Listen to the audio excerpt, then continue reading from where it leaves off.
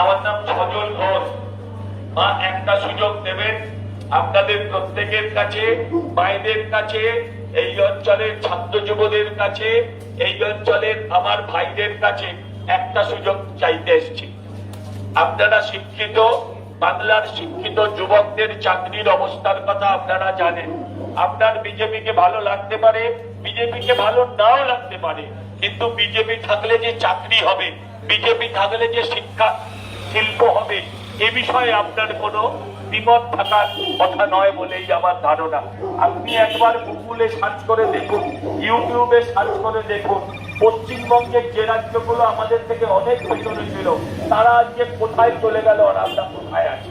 একবার পরিবর্তন করুন, হাতজন করে কথা করছি, একবার সুযোগ দিন, একবার পরিবর্তন করুন, একবার আশীর্বাদ দাও না, এই অবস্থার পরিবর্তন করুন। এই আবেদন নিয়ে আপনাদের প্রত্যেকের কাছে, আপনাদের দরজায় ভারতীয় জনতা পার্টির পক্ষ থেকে, বিজেপির পক্ষ থেকে আপনাদের কাছে আবেদন করছি, বাংলাটাকে বাঁচান, বাংলাটাকে বাঁচান। এই তৃণমূল সরকার যারা 26,000 ছেলে মেয়ের চাকরি খেয়েছে, যারা শিক্ষকদের পুলিশ দিয়ে পেটায়, যারা আপনার হাতজন করে নয়। কোন স্কুলে পড়তেন আপনি? কোন স্কুলে পড়তেন বলুন? হ্যাঁ, ও শ্যামবাজারে। একটা শ্যামবাজার এমনি স্কুলটার এখন কি অবস্থা? এক সময় অত্যন্ত নাম করা, আমরাও ছোটবেলায় দেখে আজকে সেই স্কুলগুলোর কি অবস্থা।